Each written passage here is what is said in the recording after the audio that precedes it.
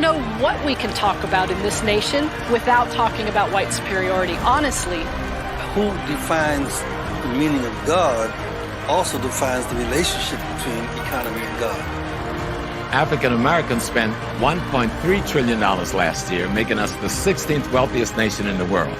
Why have we not turned those riches into wealth to develop our community?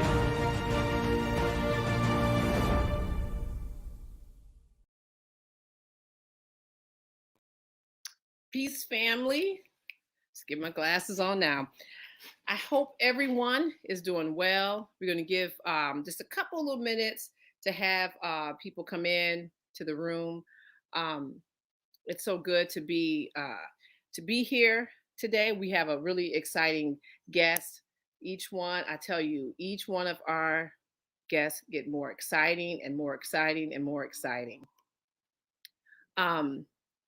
I want to just give a couple little shout outs to quite a few of our, this week it's been very interesting. We have a lot of things that we're kicking off, and we really would not be able to do any of these things without the support of our viewers, period. So I just want to give a shout out to Michelle, to DM.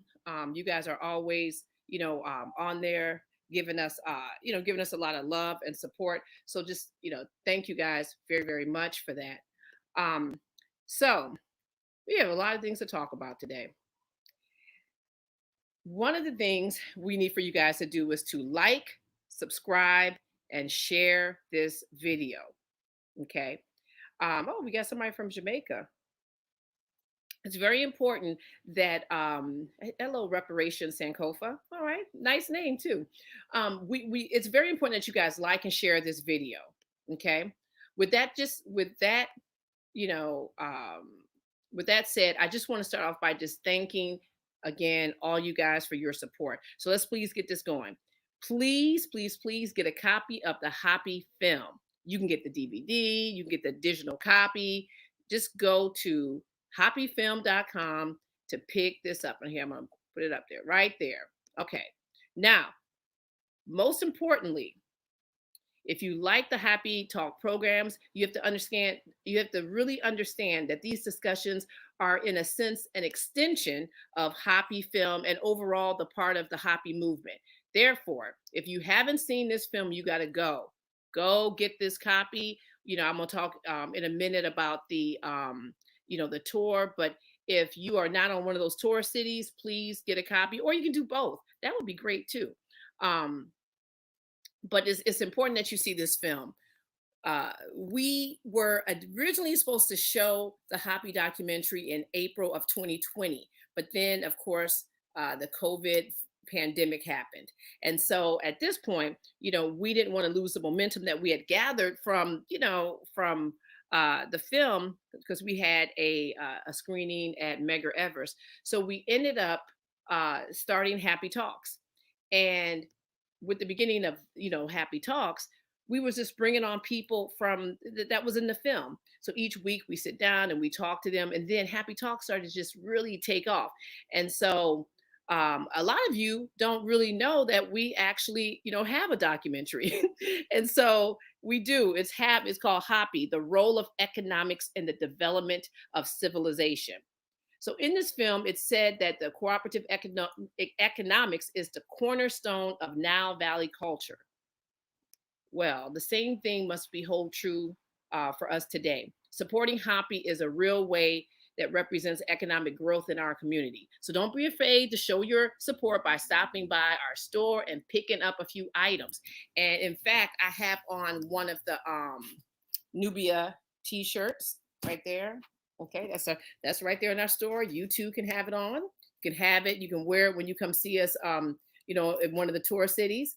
But your support then goes to not only supporting us, but we turn the money around and we support Black businesses and establishments. So with that said, let's go. You can get it to our by going to Hoppy Film right there. You can purchase.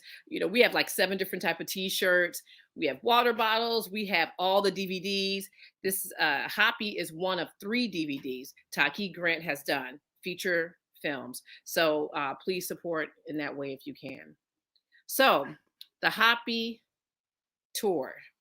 So we are kicking off in Detroit, my home city, my hometown, the D, on Sunday, 9/26. Not this Sunday, but next Sunday, we're going to be there. Then a month later, we're going to be in Atlanta on, October 23rd. Then following week, we're going to be in Philadelphia, October 30th, and then Houston, November 6th. Then we're going to head to DC with our friend Anthony Browder on 12/5. And we're going to finish up in Bridgeport for now, Bridgeport, Connecticut in 12/18. So any of these cities, please, please, please, you can go to our website. And that's the beautiful thing about hapifilm.com. You can go to our website and everything's there. So you can get the the DVD if you don't have it, if you want to get it, if you not going to come see us in the tour city. You can also get all that. We have a lot of merchandise, but you can also get sign up for our newsletter. Now, let me tell you about the newsletter. It's important that you sign up for this newsletter. We have about 5 articles that we do every single month. One, we talk about an economic innovator, somebody from the past who has laid the foundation for us. We have some financial one-on-one news. We have Douglas Booth. He is a senior vice president at the Appeal Federal Credit Union. And so he writes, this article for us every single month. We also do a health article, and we do a Hoppy update. And we also, will showcase a Black business or a few Black businesses. And so it's very, very important that you guys sign up for that. And we also send out other emails, for savings for certain things, or if we, are, going to, show a video. And so you guys will get it first before anybody else. So it's very important that you go to HAPIFilm and do everything. Buy some merchandise. You can get a ticket for the Hoppy City Tour, and you can also sign up for the newsletter. Now, One Africa Returning to the Source Conference.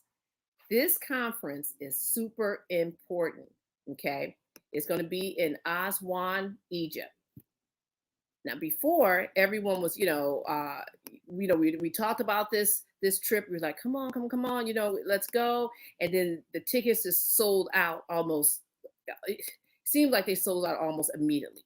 So it's very important that if you want to go with us to Egypt, that you actually get your tickets now. You can go to Aket Tours, and I will pull that up. Right there, you can go to Aket Tours, and you can put in your deposit. There's a deposit of $300, and that right there will get you, in the door. It'll hold your spot because the tickets are going by very fast.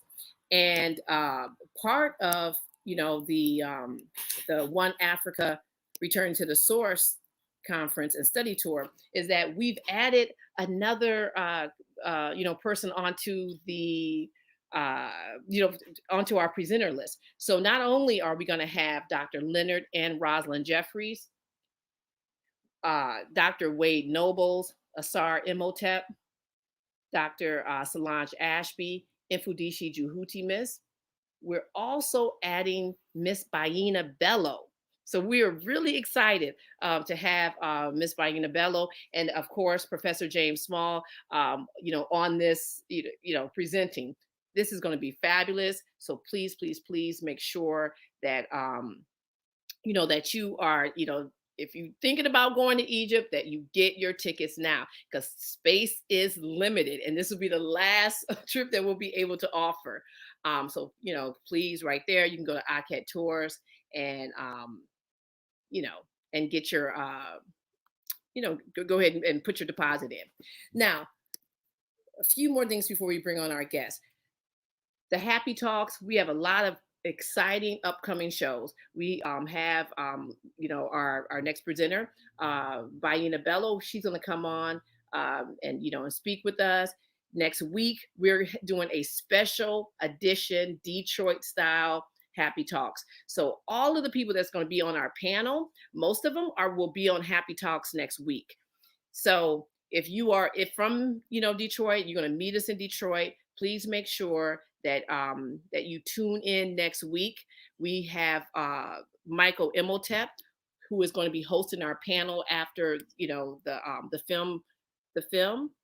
We are also going to have a few of the panelists on the show. So, and if you guys are familiar with Michael Imhotep, he's the voice, the face, the work behind the African History Network. So please, make sure you tune in next week.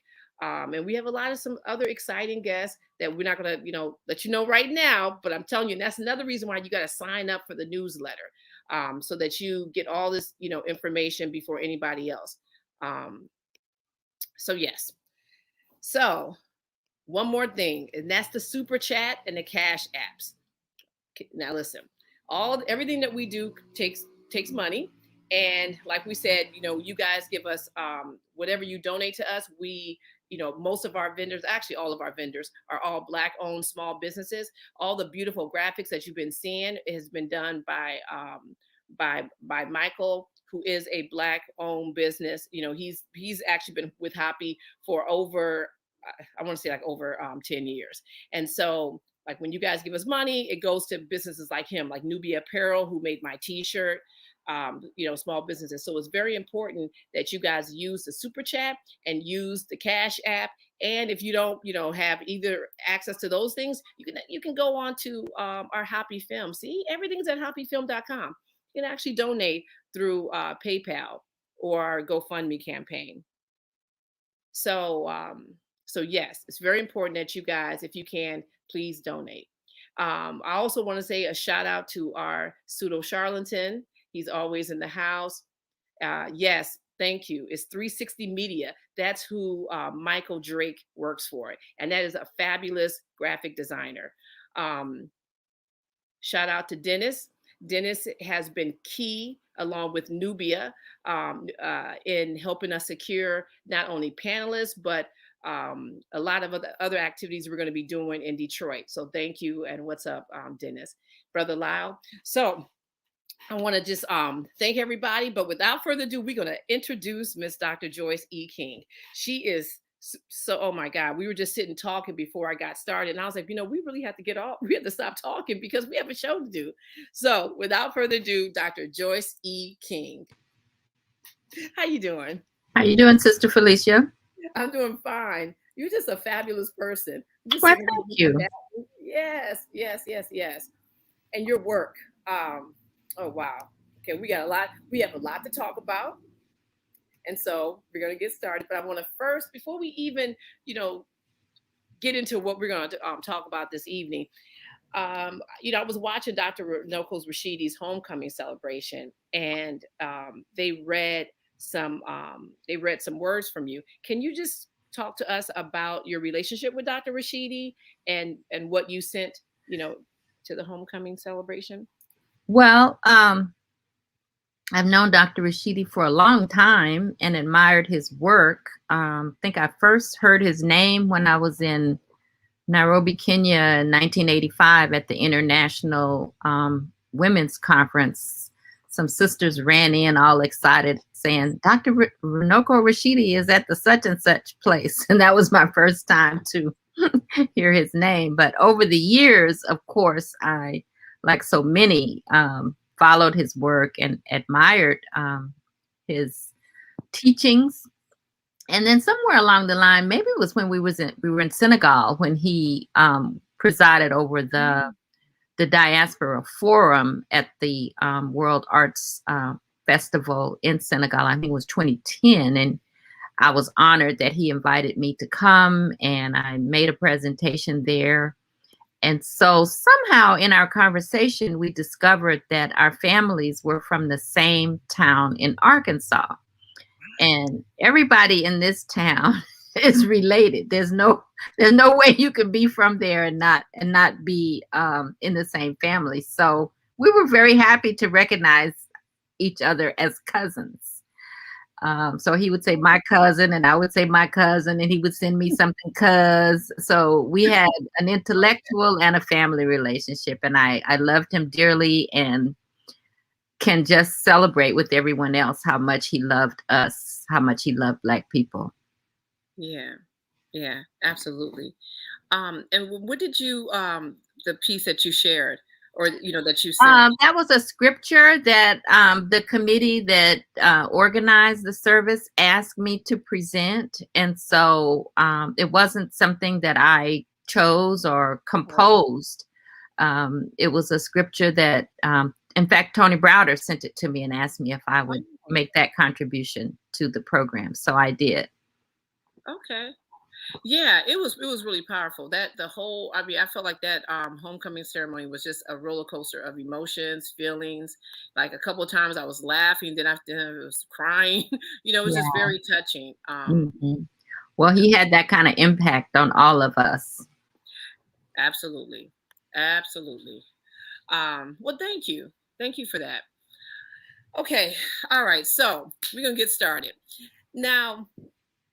You gave us this title, and I want to make sure that I'm pronouncing it the correct way. It's Naarumey. Okay. So what does that mean, and what language is it from? It's from the Songhai language. The Songhai people say Songhai Shini. That's how they say their language, Songhai Shini. And the word means journey home. Okay. So I gave you that title to kind of open the door to discuss how my work is part of this journey home for African Americans, but also for African people, because whether we're here or on the continent, our education has not necessarily prepared us to know who we are and to know our connections. So that's a Songhai Shini word. It means journey home. Okay.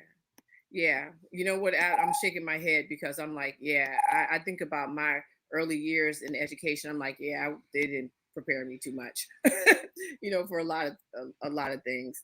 So the rest of the title is, we are the continuation of the journey of the Songhai people. And that's, using the framework that Dr. Edward Robinson in Philadelphia had put together. He has a book before he passed away, The Journey of the Songhai People. And Dr. Robinson was so powerful in his thinking. He pointed out that we in the diaspora are the continuation of the people of the Songhai Empire. And so Songhai Empire was really a civilization composed of many different ethnicities. Like if you talk about the British Empire or any other multi-ethnic state. And so Dr. Robinson reminded us that when we trace our ancestry back to West Africa, we're tracing our ancestry back to some part of what was the Songhai Empire. And so he's reminding us that we are the continuation of the journey of the Songhai people. Wow. And in my work, we've made the connection between Songhai and ancient Kemet, because the Songhai people tell their story originating in East Africa in what was ancient Kemet, and they traveled across the continent from the Nile Valley to the Niger River Valley. And so in our teaching, we talk about from the Nile to the Niger to our neighborhoods, to where we are in the diaspora. Oh, wow. Okay. Okay. Wait, we're going to come back to that relationship, because I'm going to ask you something else more about that. Wow. You know what? I like what you said about we're the continuation of the Songhai people. Like, see, of the journey. So the Songhai people like Wolof or Ashanti or the Ga, these are nations of people, but the empire was composed of people of many nations, and that's what makes an empire. Just that right there. Okay, just knowing, that we're the continuation of greatness, of largeness, like that, just these words are just soothing to the soul. I can just Sure. imagine, um, getting. I always think about, like, if I knew these things as a younger person, like how would my life differ from what it is right now? I feel like I would have been able to kind of get on with some stuff earlier, earlier Right. on. Right. Yeah. So now, how is the term Black used in Songhai language, and how does it compare to how it is often used in English? Well, my partner and I have been working for the past almost 40 years as educators. And back in the early 90s, we were doing my partner, Dr. Hasimi Maiga, who is a Songhai educator. And we were doing a workshop for teachers. And my part, it's a multicultural education workshop. My part was to use an example of how Black is negative in English. And it was a little play on words, reciting all the different meanings of Black in English that are negative. And so a teacher in the workshop asked him, well, Dr. Maiga, is Songhai, in Songhai language, is Black negative as it is in English? And he said no, but I was watching him and I could see like his brain was stopping, And so during the break, I asked him, I said, well, what happened to you when that teacher asked you that question? And he kind of pointed to the back of his hand, rubbed his hand. He said, never in my life have I ever had the thought that there was something negative about Black. And I said, well, how could that possibly be? I'm thinking this is a worldwide phenomenon. He said, no, in my language, Blackness is always positive. It's extremely positive. Wow. And yeah, that was my reaction. So that ended up with, he began to teach Songhai language as a course, but also for consciousness. And that sent him on a journey to actually look more deeply into his own language, because that's like being a fish in water. It's just there. You don't even think about it. Yeah. So in his courses and what he put together, he identified all these different meanings for Black that were really extremely positive. They talk about, you don't plant in the garden until the soil is Black. Labu Bibi, if you want clean, drinkable water and you're on the canoe on the Niger River, you ask for Black water, Hari Bibi, and all these different examples. The other one was at noon, when the sun is at its highest point and its most fulfilled, in Gao, which is the capital of the Songhai Empire, you ask, they would tell you, don't go out into that Black sun. So when the sun is at its highest, fullest development, they call it the Black sun. And so we were in Mali once, sharing what we were doing with the language and how we were teaching kids. And one of the nephews said, but you left off the most important one. And so again, he says, well, what one? The nephew said, you forgot about Chini Bibi. So in Songhai cosmology, in their view of the world, Chini Bibi means the Black word. And they say, in the beginning was the word, and the word was Black, and the Black word has the power to make things move. So that is a part of what we teach when we are teaching this language. Now, people will ask me, well, is that the case in other African languages? I don't know. I haven't done that research. But I can say that this is the case with the Songhai language. Wow. Yeah, I agree with Drastic. It's like he wrote what I was thinking. Wow. Okay. All right. So So why I guess I just want you to kind of continue this thought process. Why is understanding our original language is so important? Well, I'll quote the great Kenyan scholar Ngugi wa Thiong'o, who said, any language has a dual character. It is both a means of communication and a carrier of culture. So if you want to know the culture, you need to be in the culture through the language. Okay, that makes sense. You know, I have to go back. I'm sorry about this term Black.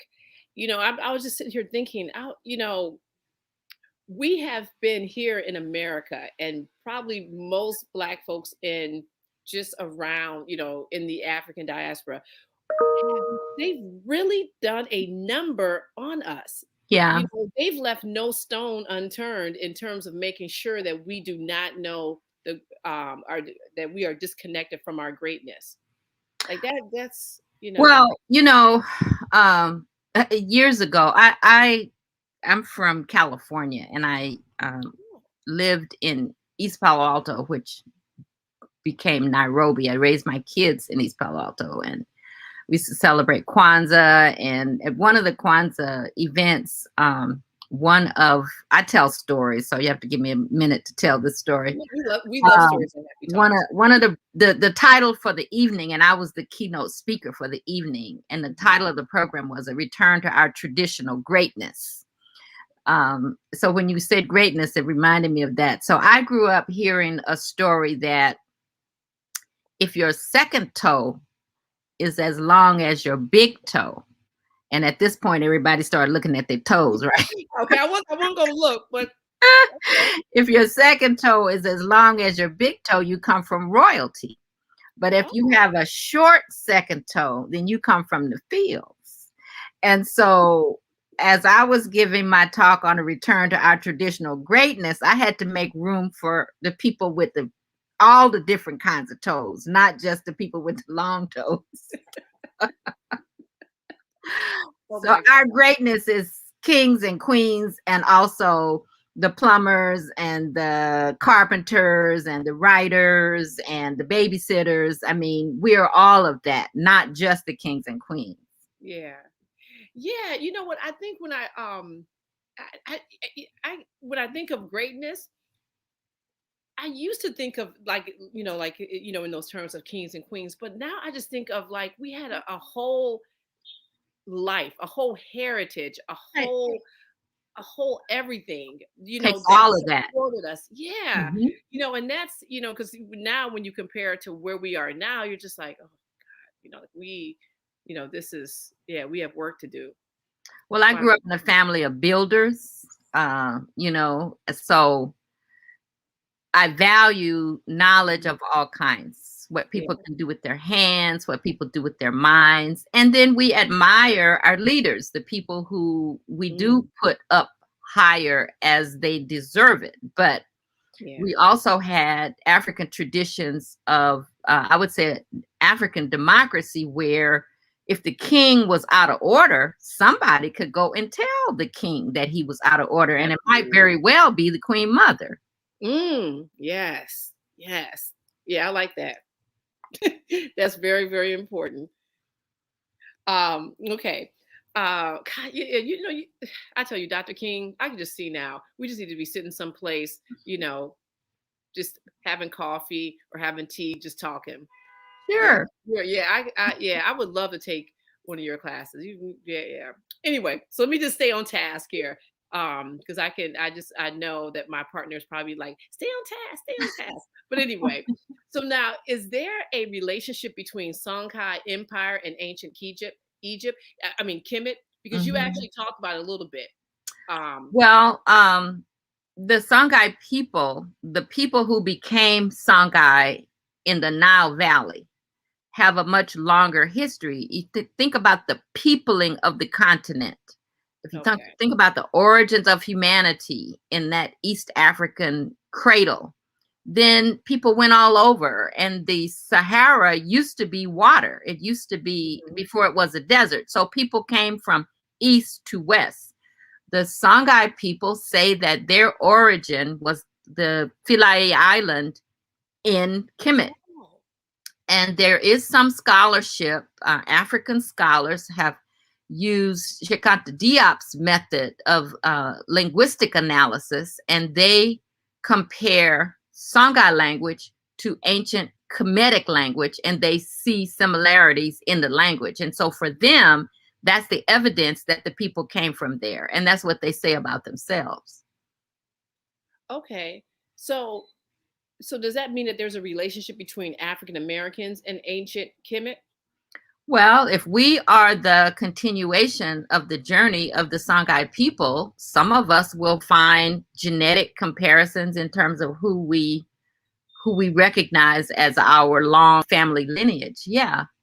But we're all one people, and that's why Kemet matters to us. That is our heritage. That is our ancestry, whether we can trace it through grandparents and great-grandparents and great-grandparents. It's the culture that we recognize and that we recognize ourselves in.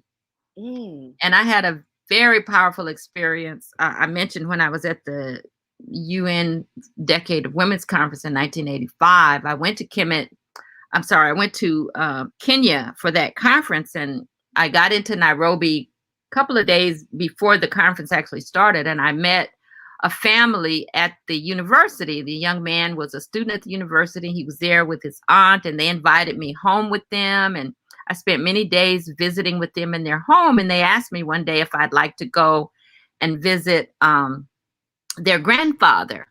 So the tour group that I was with had warned us, do not go to these areas. Anywhere you go with Black people, somebody's gonna say, oh, don't go there. You're not supposed to go to the 9th Ward in New Orleans. Don't go. That's the best place to be. Exactly. So I said, yeah, I'd be happy to go with you. And of course, where did they say we were going? Right to that place where the tour people said we weren't supposed to go. It's an area called Pumwani in Nairobi. It's actually a huge, huge part of the city. It's the poorest part of the city, and of course the tour people would say the most dangerous, but I went. So we go into grandfather's house. I'm with about 5 or 6 people, some big brothers and the auntie and me and another lady. We all came together, and so when we got in, the grandfather thought that I was from there, and they said, no, grandfather, she's not from here, she's from the United States. This old man who is living in the poorest part of the city starts to cry. And he says, thank God one of our daughters has come home. Don't ever feel ashamed about what has happened to you because you have a home here. I looked around, everybody's crying. So this is my understanding of us as one big family, as a people. Yeah, I couldn't, just when you said that, it's just like a little floodgates. I was like, oh God, please. We ain't even halfway through this interview, and you can't do this to me, Dr. King. That is beautiful. Yeah, it stayed with me since 1985. That's my understanding of who we are as a people. And when I was in Dakar at the conference with Renoko, and he asked me to speak, I included that in my talk. I'm talking to, maybe 600 or 700 Africans from all over the continent. And when I told that story, the people just, were overcome with emotion, because the Africans looking at us African Americans, some of them are uncomfortable because of slavery. Some of us have our jaws get tight because of slavery. So this old gentleman who was able to say, thank God one of our daughters has come home, touched all of us, and made us realize that we are one family. Wow. Yeah. I was just, I was sharing with you before I just came back from Dakar a couple of weeks ago. And, one of the things that I thought that was really interesting is that this idea of like exercising, everyone exercises like at 4 o'clock. And I kept thinking, I was like, are people training for something? But every single person was running, you know, and I was just like, I feel like I should be running. I mean, it was just, you know, yeah. It was just, the skin was beautiful, just beautiful place.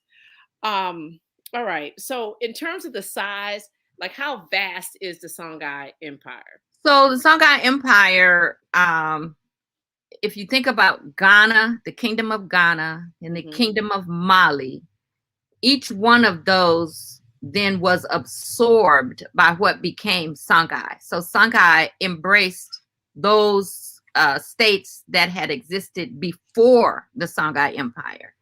And if you look on a map, the Songhai Empire covered the territory of what would be the equivalent of 10 modern African states, from the Atlantic all the way over to Chad.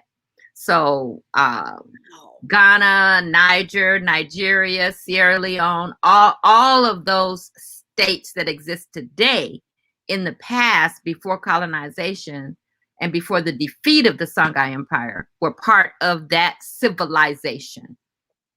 Okay. And when does the Songhai Empire begin or emerge? Well, they really sort of, the date is associated with the leader, Sunny Ali Bear, who founded the Songhai Empire 1492.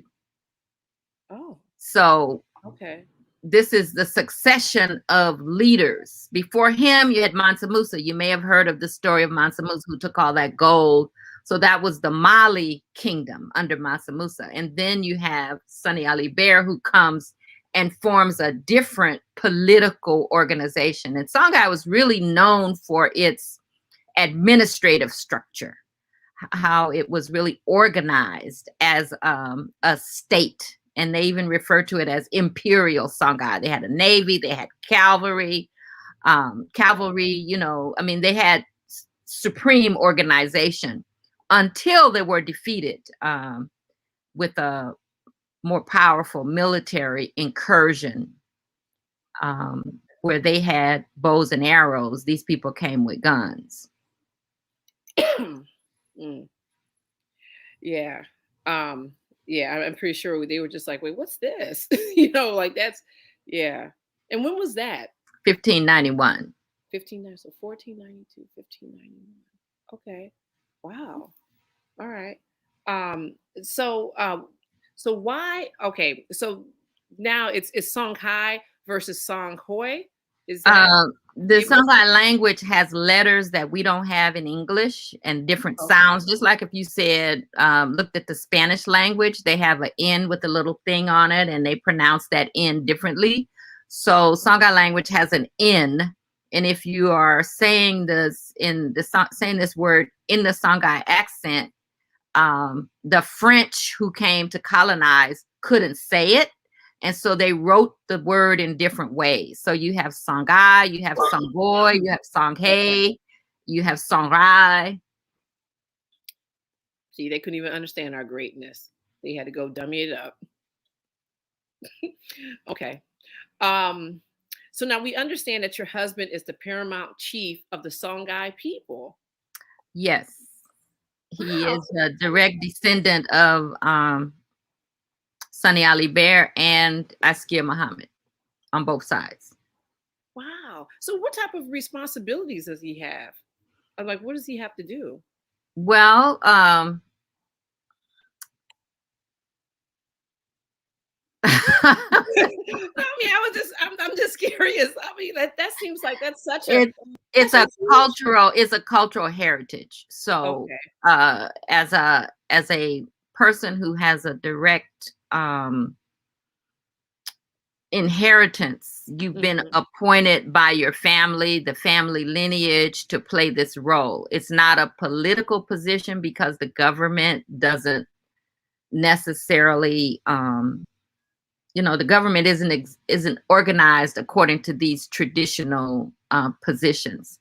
But like any leader, he has responsibility for taking care of the people, for being like an elder. People come to you to resolve their problems. And right now he has a school that he's operating. So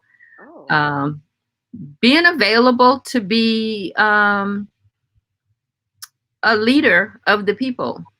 And Songhai people are mostly in Mali, but you have some in other countries, different groups of Songhai, different sort of tendencies. So there are people of Songhai origin in Niger, some parts of Ghana. Wow. Wow, that is so, wow, that's cool. I can't think of other word, but wow. Okay. Yeah, well, we have lots of traditional chiefs on the continent, and there are lots of, I think, African Americans who have returned and been enthroned as chiefs. Yes. Malefi Asante is a chief. I believe Dr. Jeff is a chief. Yeah. Asa Hilliard was a chief. Kofi Lomote is a chief, you know. So chief has a connotation in a cultural meaning, not like we would think of some president or, you know, in a Western sense. So as a chief, you have accountability and responsibility for the people. It's a moral responsibility. Wow. Wow, that's fascinating. Yes. Wow. You know, and Dr. J is always talking about that.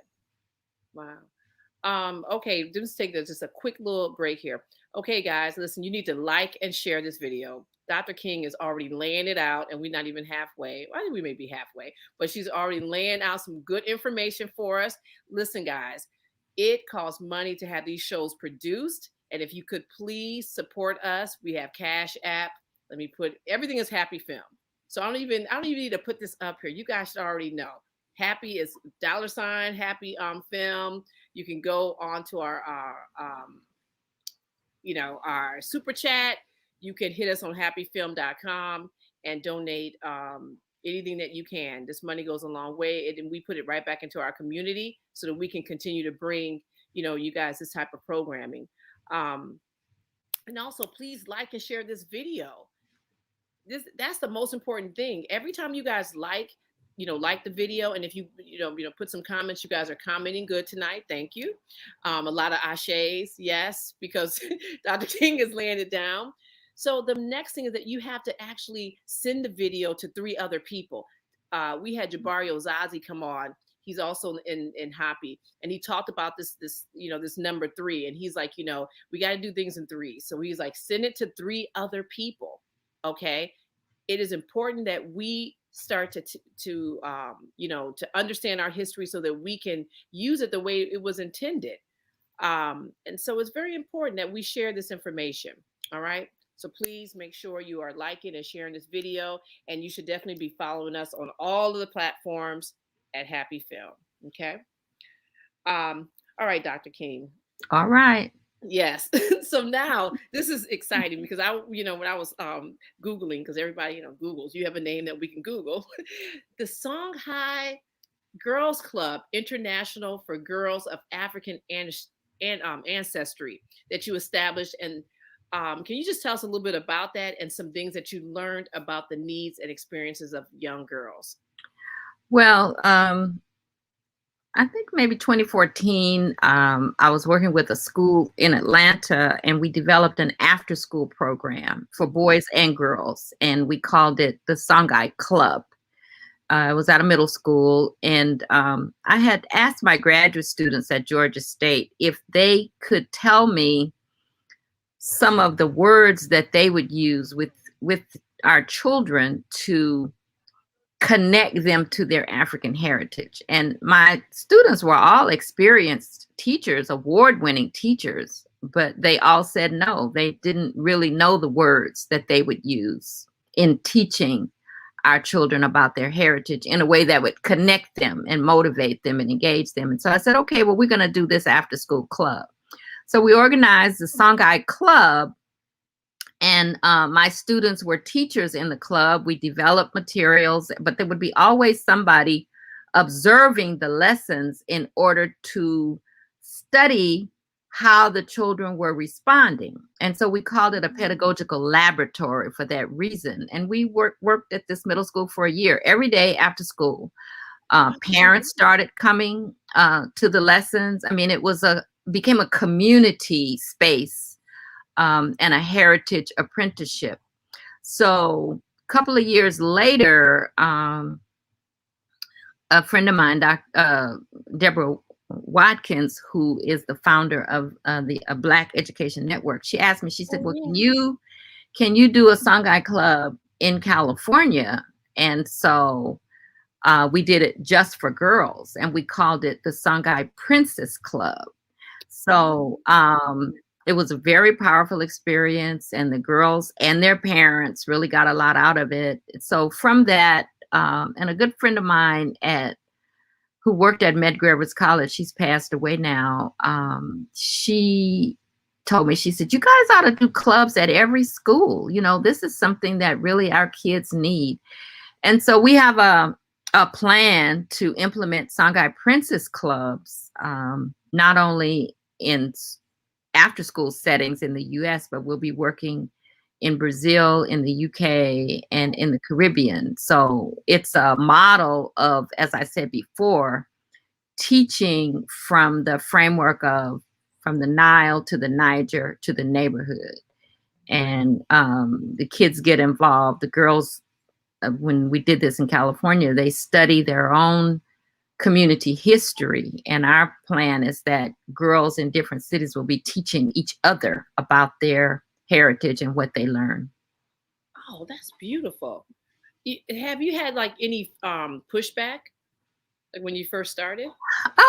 A sister once spoke to me about the idea of princess. You know, why do we need princesses? We don't want to be reinforcing the idea of Disney princess, but there really was a Songhai princess that existed. Dr. Edward Robinson has a charming animated video about Songhai princess.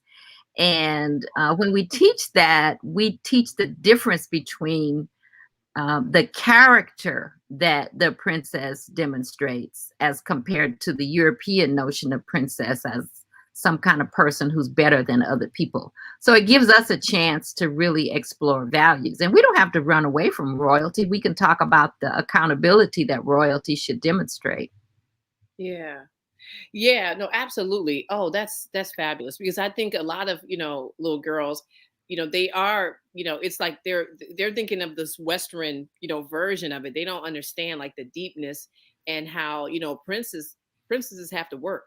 Right. they work for their for the community. Like exactly. Yeah, not the, that's the only thing I've heard from anybody. When we were working at the middle school, the children learned a Songhai folk song to perform, and they actually performed the song at the holiday program. I was out of the country at that time, so I wasn't at the school, but my students were there, and they had us in the program as the Songhai Club.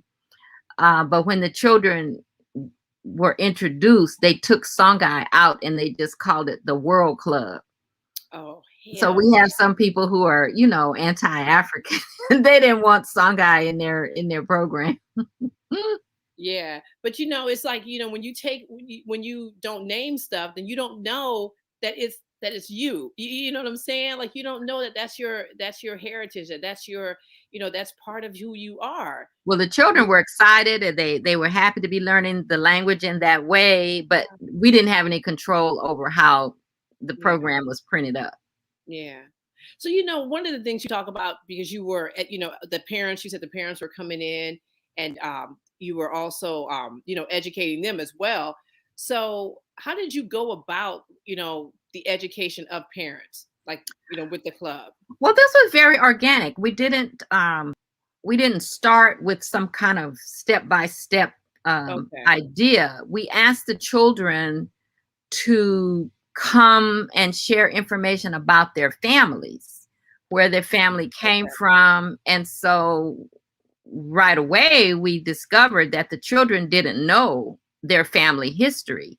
And some of them, when they asked their parents, then the parents wanted to know, well, who wants to know that, know? And so then some of the parents came to ask us, why do you want to know this? And so when we talked to them about what we were doing and our teaching approach, then the parents said, well, I don't know myself, so I'm gonna have to call Aunt so-and-so to get that information. So in that way, it became a collaboration between us and the parents as they needed to find more information for the children. But this is not just a problem for us here. I remember when I was in Mali once, and I did a radio program and talked about, as an African American, how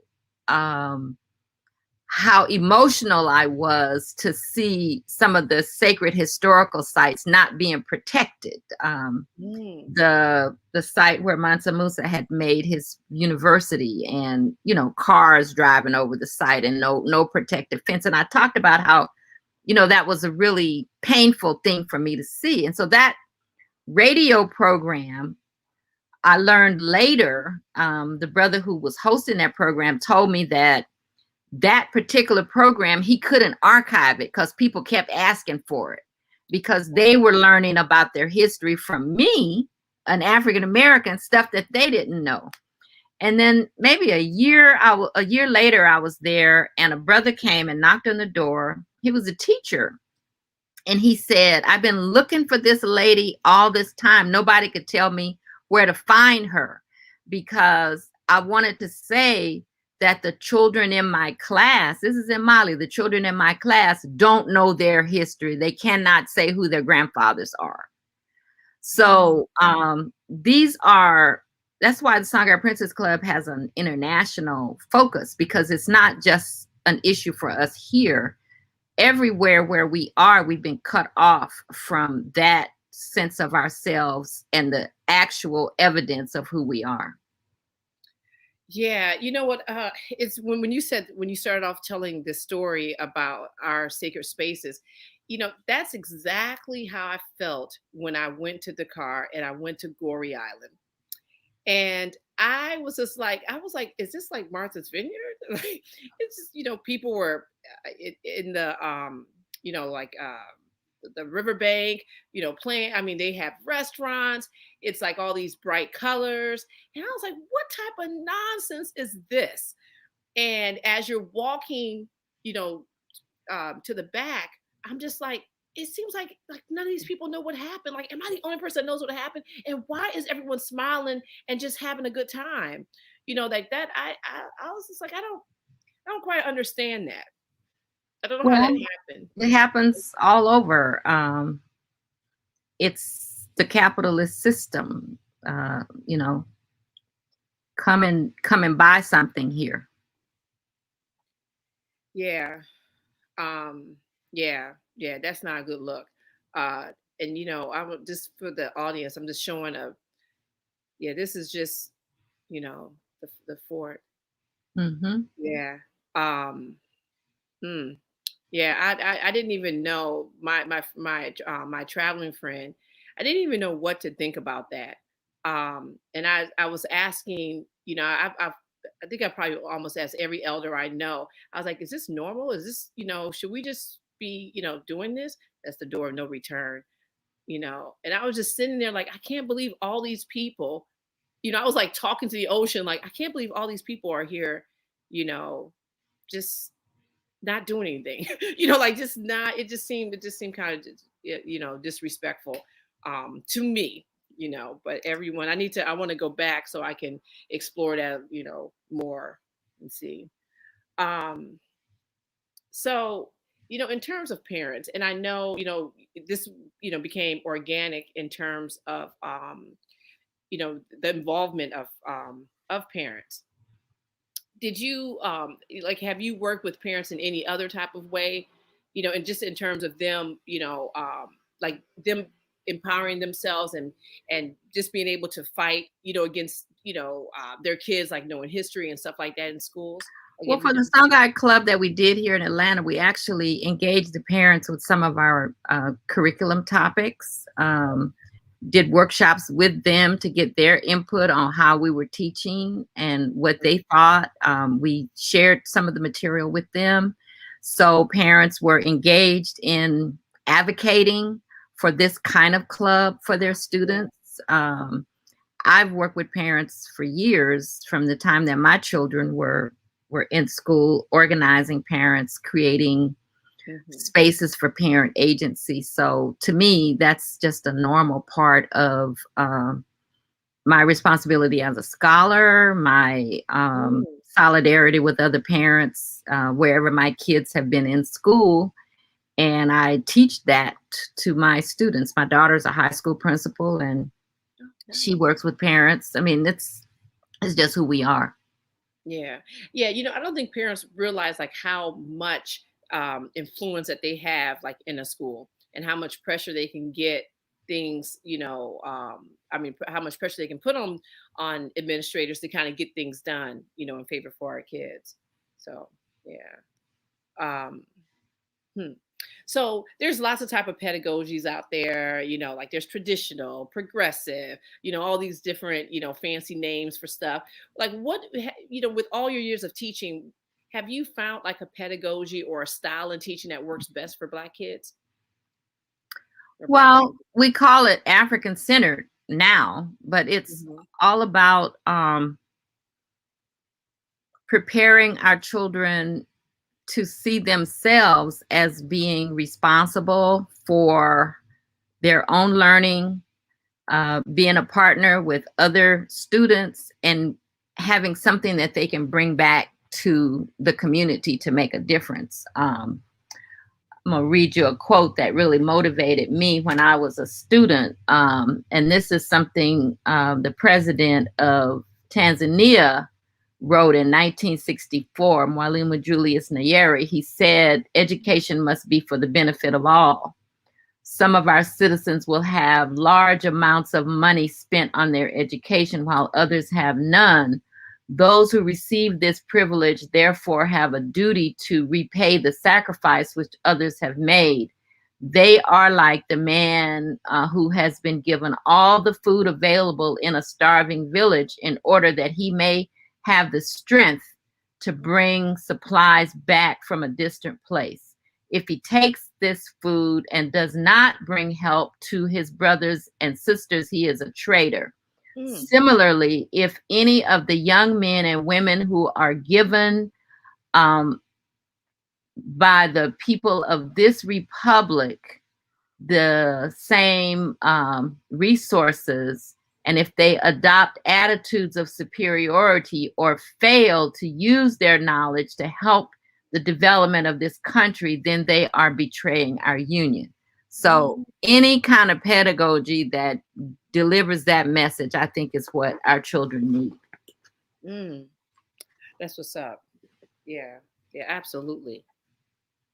Wow. So we know that Asa Hilliard was one of your close colleagues, along with several other African-centered scholars. So can you please speak to the work you're continuing in his honor at Georgia State? Well, I served on the curriculum commission for the state of California back in the 90s. And there was a big political fight about textbooks and how we were represented in the textbooks. And one of the really serious problems was how slavery was being taught in these textbooks. And so I remember I was going into a session with the commission where we were going to be voting on whether or not some books were going to be acceptable. And I called Asa. It must have been 8 o'clock in the morning, so it had to be 5 o'clock back here. But he didn't miss a beat. You know, he said, whatever you do, don't let them start our story with slavery. So direct, so clear. I hung up, went in the meeting, and that's all I had to focus on. Don't let them start our story with slavery. So I've still been working on that.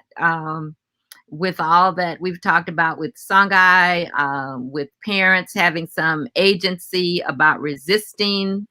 We're still dealing with how slavery is taught incorrectly. We're still dealing with the attitudes of I ain't no African, and the Africans bought and sold their own brothers and sisters, all those distortions. So I work on curriculum. One of my books is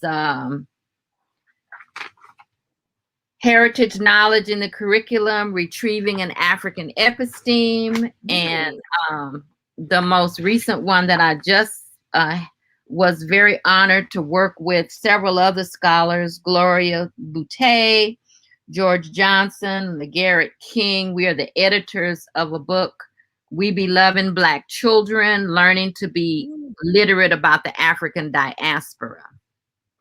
Oh, So that sounds good. That's a continuation. I first knew Dr. Hilliard when I was a graduate student, when he used to come around with his slideshow, Free Your Mind, Return to the Source. And so that's what I'm doing. I've heard about this slideshow. You're not the only person that talked about this slideshow. Mm-hmm. Yes. Wow. Yeah, you know what? It's so amazing. I was just looking at I think it was Good Morning America, and they are still talking about these textbooks.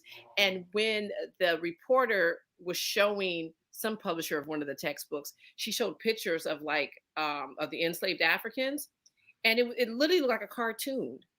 And they were smiling, you know, and one place didn't even call it slavery. You know, they just said, you know, oh, these people came to help. They helped. Oh yeah, they say they came to work. Yeah, it's disgusting. Yeah. Dr. Meyer was teaching a French class. We lived in New Orleans, and he was teaching a French class at Southern University, and the textbook said, this is in a French textbook now. You're studying French, and the French textbook said the Africans came because the plantations needed workers. I can't. I can't. This is why sometimes I think when we're talking to people, if this is the dumb education that they've had, they actually believe these things. Well, that's why Carter G. Woodson talked about miseducation. It's the miseducation not only of the Negro, but everybody else. Yeah, it's the everybody else piece. That's the piece. And so now it's like sometimes when I'm engaging with other people that don't look like me, I'm like, oh gosh, I clearly know what you've been taught because it's been taught to me. So now I already know where you're coming from. Okay. And so now I got to teach you like the real, like I got to let you know the real thing, you know? So that's wow. I tell you, and that right there can become tiresome as a Black person, you know, because you're always in a state of teaching. Like you're always in a state of teaching. You better be. Yeah, absolutely. Yeah, absolutely. So, all right. So we have like one more question left, but before we, you know, I give you this last question. Would you just mind sharing, you know, with us any like final thoughts that you think he shared, or any final thoughts that he shared with you? Well, I don't know that if it was a final thought. You know, before he passed, he almost very deliberately talked to people. I know people who said he brought me this, he gave me this. In other words, he was always giving you an assignment, always making clear in a straightforward way, you can be working on this. And so I remember after he came back from a trip, he had been in Mali, and he said, Mali is key. Now, what I understood that he meant by that was this whole transition from a self-determined civilization, one of the last great classical African civilizations that we can trace back to Kemet. We can see ourselves in that. And then you have the massive slave trade business, which destroys all that. And he's saying Mali is key. So there's something we need to go back there to get so that we can understand what we need to be doing where we are today. Yes. Wow. You know, wow, that's powerful. That's powerful. Well, now that we have Dr. Hilliard and Dr. Rashidi, you know, some things about to get turned up over here. Right. You know, like I feel like things are going to get turned up. So what is the most important work we have ahead of us? Well, it's about our humanity, that as human beings, we have the capacity to respond and to bring a humane vision into the spaces where we are, whether it's in the university, in our families, in the community. We have to really elevate our humanity, and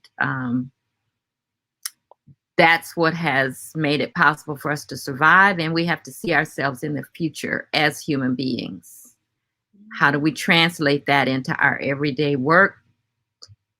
Know where we come from, know how we got over, and pass that on to the next generation. So many of our organizations really need the presence and the participation of young people. So that's why I'm dedicated to the work that I'm doing with girls, who can then influence boys. So it's about passing the torch. Yes, yes, yes. Thank you, Dr. King. You're very welcome. Yeah, this is great. This is like the start. Okay, so I know you're going to be back on this show because you have such just a wealth of knowledge. And the Songhai, Princess Club. Yeah, we have to see about New York, because that seems, I mean, I don't know if you're in New York or if you're planning, on bringing us to New York, but this is powerful. And I love what you said. You like the girls can influence the boys. Yes, that's what's up. Like, I like that. I like how you just put all that little structure together. See, well, I had a student, we were talking about boys sagging their pants, and this was an older gentleman. He was teaching math. And so he said, Dr. King, I'm going to deal with this in my class next week. So when he came back, he said, Dr. King, I don't know. I think they got me. I said, well, what happened? He said, well, I gave my talk and I had the boys, they were right with me. And a girl stood up in class and said, if any boy that ain't sagging his pants can't talk to me. And he threw up his hands. And no. So that's a pedagogical moment. Now we got to understand what kind of pedagogy is going to be useful for that. Yes, this is why you got to keep this club going, because we can't have no little girl saying that. No. Yeah, he was pretty outdone. So we have to come back to the table and say, okay, that's where we're going to start, right there. Yeah, absolutely. Oh my, that's funny. Okay, if you could just hang out in the back just for a minute, don't sign off all the way. Okay. And I'll close up and come and chat with you. Thank you so much. You're so welcome. Thank you for the invitation. Okay, yay. Okay, fam. Listen, I just want to just share a couple of things with you quickly. So, we were talking about this trip to Kemet that we're doing in February. Okay, right here, February 20th through the 28th. Now, the other two trips that we had sold out, and the difference between those trips and this trip, besides $1,000, is that this trip is it starts on the 20th, and it doesn't include being on the ship for 4 days. Okay, but this trip you still get entrance into the One Africa Returning to the Source conference. Okay, it's so important that we be there. This is going to be huge. This is going to be massive. We have Dr. Leonard and Rosalind Jeffries. We have Dr. Wade Nobles, Professor James Small. Now we've just added Miss Baina Bello. Also, Dr. Solange Ashby, Asar Imhotep. They are all going to be presenting on, at this conference. And we are adding a few more people that I just can't say the names yet. But trust me, you want to get your tickets now, because after this is done, that's it. There's some more Egypt Air trips. Seats. And so you've got to get your put your deposit in now. It's $300, and trust me, once you start saying that this is what you're going to do, and you start moving your body and your thoughts in that way, you'll be able to get this done. Last payment is not due until January 18th. And it seems like it's far away, but it's not that far, but it's far enough for you to, to try to figure out how to get, your monies together to make this happen. There's no way I'm sitting here saying, oh, it's only this. I'm not using the words only or just. I want you guys to notice that, because I understand that money is money, even if it's $1. Okay, which I also want to say thank you so much to Rochelle for donating for donating to us through Cash App. Thank you very, very much. That money goes a long way. So I'm telling you guys, you want to be right here in February 2022. You want to be in Egypt with us. It's going to be it's going to be fabulous. And also next week, we are going to be in the D. We're going to be in Detroit. We are screening the film at the Charles Wright Museum, right there, 3 p.m. We have a wonderful, I talked to 2 of the panelists today. It is going to be fabulous. Michael Imhotep will be our moderator. We're going to show the film, and then he's going to moderate the panel discussion. We're going to have a special edition HAPI Talks next week from, with all the people that are going to be surrounded, with this panel discussion that's going to happen at the Charles Wright Center. We are also going to be doing a sneak peek at Queen Nandy's bookstore in Detroit. It's like a sneak peek of the film. It's like we're going to show like 20 minutes of it. It's going to be fabulous. I'm telling you, myself, Taki, straight up New Yorker will be in the D as well. And we will, have this wonderful kickoff of the Hoppy tour. We are going to be at several places throughout the, until the end of the year. So if you are, hopefully you can get out there and check us out. We're going to be at right when we're done with Detroit, we're rolling to the ATL. Got to go to the ATL. We're going to be there October 23rd. Then we're going to Philly, right down the street from New York. We're going to be there October 30th. Then we're going to be in Houston, Texas, November 6th. Washington, D.C., December 5th. And we're going to close off the year, maybe we might close off the year at Bridgeport, which is December 18th. We are still adding cities. If you, if one of those cities where, you don't live in, but you have access or know someone at one of the theater spaces, please feel free to contact us at, at any of our social media platforms. Just DM us a contact and we will take it from there. All right. So family, thank you for tuning in. Thank you, Dr. Joyce E. King. It's a wonderful conversation. It's the beginning of many conversations with her.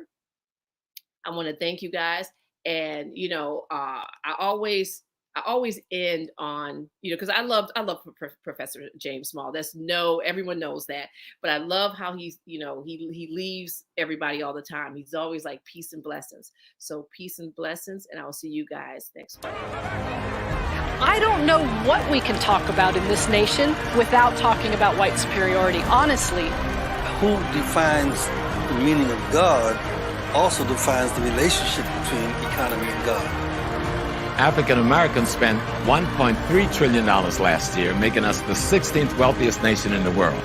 Why have we not turned those riches into wealth to develop our community?